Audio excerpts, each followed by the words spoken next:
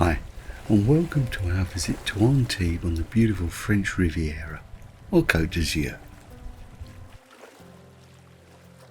This is the fourth destination on our French road trip in a Polestar 2 EV. We've travelled 118 miles or 190 kilometres through beautiful scenery to reach our destination. If you want to see more of that trip, then don't forget to subscribe. We didn't need to charge en route because we'd covered that before arriving at Sisteron, and they should be charging at our hotel. Anyway, let's take a look at Antibes. And the best place to start is with that view of the Mediterranean. This is not the first time we've seen Antibes. We've passed through it a few times on the way to Vieil Antibes. I'll pop that video up at the end along with the playlist for this road trip. We're at the eastern edge of the peninsula, close to the Bastion St. André, just a short walk from the centre of the old town. So you know this is a beautiful day in early September and the temperature is a very comfortable late 20 degrees centigrade. You can see why this region is so popular, and at this time of the year it's just perfect. Underneath the Bastion is Antibes Archaeological Museum, or the Musée d'Archéologie d'Antibes. Apologies to the French for the pronunciation. Climb up the Bastion for more of those views over the Med. And you think Antibes provides some wonderful views, and then you stumble across the Jardin de Poètes, or the Poets' Garden. The beautiful figures you see are by the French sculptor Nicolas Lavarenne. And while we take a look at these amazing pieces, just a quick word, if you're enjoying this, then why not give us a like? And if you enjoy my style of video, then why not subscribe and hit that notification bell so you don't miss any of our further travels around France or wherever else may take our fancy.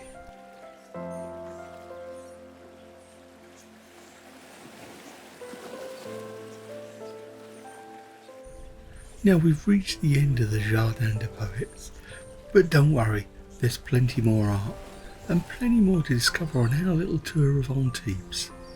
See, there's another one. We should have a tally up and see how many we spot by the end of our visit. Leave me a comment with your best guess, or just leave me a comment. I'd love to hear from you. As we make our way along this beautiful coastal walk, our aim is to locate the old town to explore. But that's not before we locate the Musée Picasso, which houses a collection of works by the Spanish artist who resided here in 1946. Built on an ancient Greek acropolis in a city they called Antipolis. It was once kept as a castle by the Grimaldi family of Monaco fame. It's fair to say it's seen some history. Anyway, are you still keeping count as we make our way down to Antibes Harbour? That in the distance is Nice, and yes, we have a video on that, which I'll pop up at the end too. It's a 10-mile or 16-kilometre drive from Nice Airport to Antibes, so that's an option for you.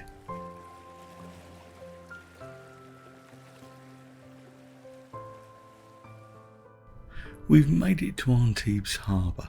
I'm not sure why I needed to label this. Seems obvious, but I like to be consistent. This is no Monaco or even Saint-Tropez, but I like it for that. And as a guide, this has been about 1k or 0.6 miles, roughly a 20-minute walk, according to Google, since we started this video. It's obviously taken us longer because we are having a lovely amble. Coming into view in the right-hand corner, we see another public art installation. Let's take a closer look. This striking sculpture, Le Nomade, by the Catalan artist Jaume Plensa, formed by the letters of the world's languages, Le Nomade reflects Antibes itself, a place shaped by travellers, cultures and connection across centuries.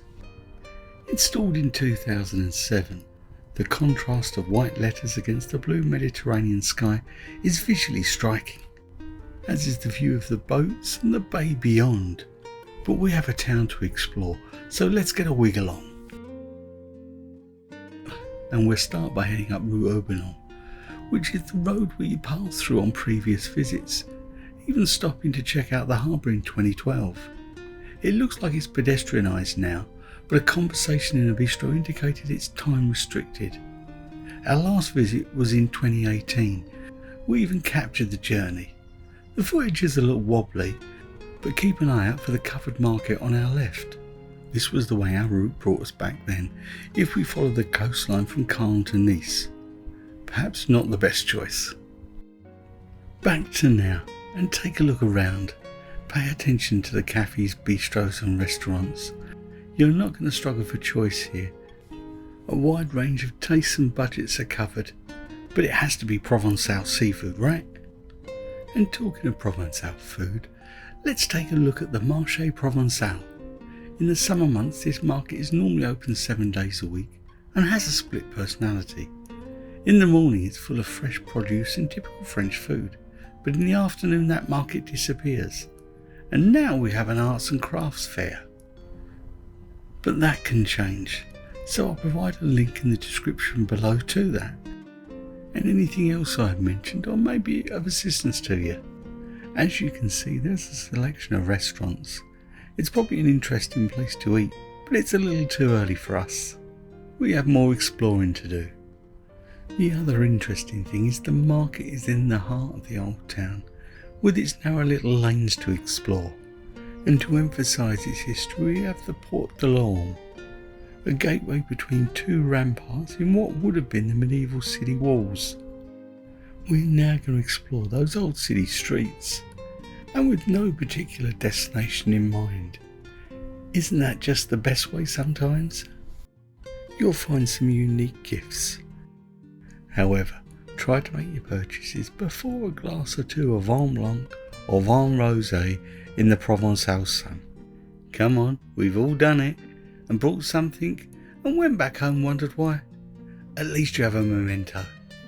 Popular gifts tend to be herbs de Provence, anything with lavender, those little bars of soap available in an unbelievable selection of fragrances that you never actually end up using. Hands up if you're guilty of that.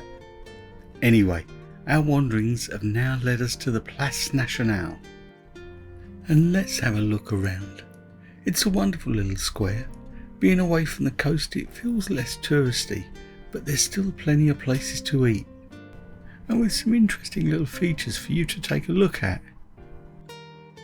Anyway, it's now time for us to grab a bite, and as we said, we're after something provençal, so we chose somewhere where the menu appeals to us and settle back. We're going to reflect on today and the wonderful time we've had in Antibes, the wonderful journey from Sisteron, and talk over tomorrow's adventures that we have planned before we arrive at our next destination. So tomorrow we're heading to our 5th destination on this French road trip, and we're taking the scenic route across Provence, taking in a couple of pretty little villages on our route of around 200 miles before we reach our destination of Saint-Rémy-de-Provence. We will explore some stunning scenery through Provence, so if you don't want to miss the rest of our journey, don't forget to subscribe and hit that notification bell. Until next time, stay safe, stay well and happy travels.